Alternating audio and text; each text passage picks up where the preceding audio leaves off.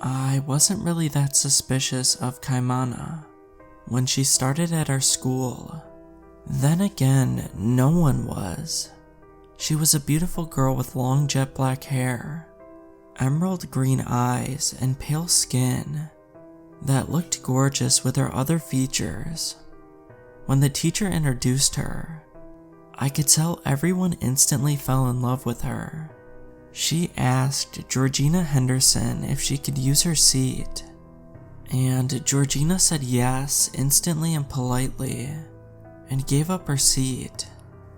Georgina Henderson is the snottiest, rudest girl I've ever met, and once hit a younger girl for wearing the same sweater as her. At lunch that day, I saw Kaimana sitting with Georgina and all of her friends. They were chatting happily and none of them seemed to be bothered by this new addition at all.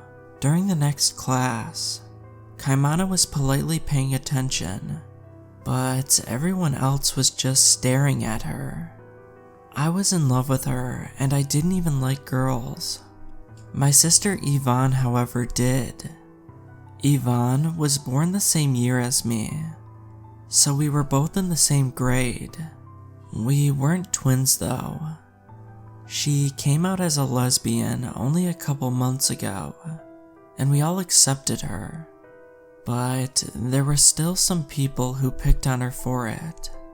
Georgina Henderson, for example. Anyway, Yvonne soon met Kaimana. She was bound to sometime. Kaimana had become the most popular girl in school in a matter of days. She had also been made captain of the swim team, and the lead in the upcoming school musical. The teachers all said her singing voice was hypnotic. Yvonne brought Kaimana home that day. My parents liked her, and she stayed super late at our house before going home. So, are you just friends like you say? I asked, teasing Yvonne. Mary, she laughed and pushed me off the bed. How come she could stay so late? I asked out of courtesy. Weren't her parents worried? Yvonne shrugged. I don't know, she said she's allowed to stay up late and her parents don't worry. I got curious and decided to have a chat with Kaimana. The next day, during swim practice, I talked to her. Why don't your parents get worried if you stay out late? I asked. Oh, you know, she said dismissively. They say I'm a big girl now. I'm independent. They don't have to be hanging over me. She laughed. She was a very strong and fast swimmer. I wondered when she practiced, I asked. Oh, I practice at night, she said, and turned the conversation to Yvonne, and how much she liked her, and confirmed my suspicion that they were dating. I would have thought nothing of it, were it not for what happened that night. I was taking a walk when I decided to go down to the beach. We lived in a seaside town. I wasn't supposed to go after dark, but I was so curious. And then I saw Kaimana on the beach. She was swimming. She practices on the beach at night? I thought in utter disbelief. Then she came out of the water onto the rock. At first, I thought I was seeing things, but it was clear that something was wrong with her. She had no legs, only a teal fishtail. I remembered her singing voice was hypnotic. She was so good at swimming. Everyone who saw her loved her. There was no question about it.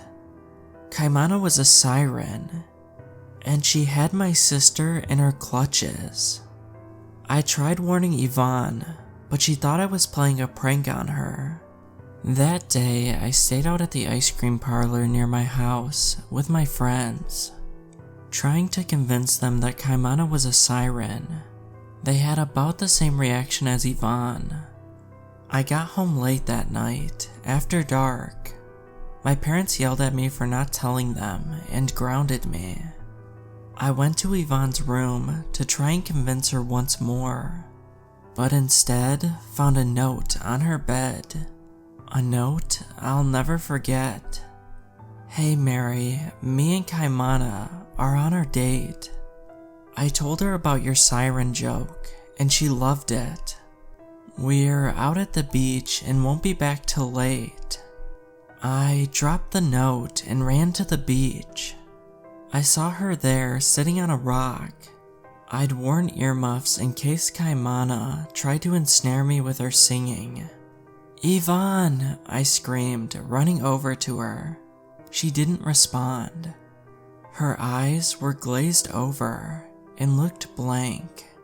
A blissful smile was evident on her face, as if she were hypnotized. And directly behind her on the rock was Kaimana in her siren form, singing to her.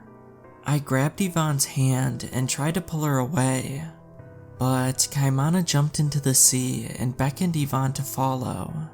She obeyed and knocked my hand away. Kaimana took her in her arms when she got close enough, and said something to me I could hear even with the earmuffs. "I've always wanted to keep a human. Your sister will do nicely." Then she went underwater and took Yvonne with her. It is now a month later, and the cops gave up the search for my sister. I tried asking the kids at school about it. After she left directly after taking my sister. They all said the same thing in response. Who's Kaimana?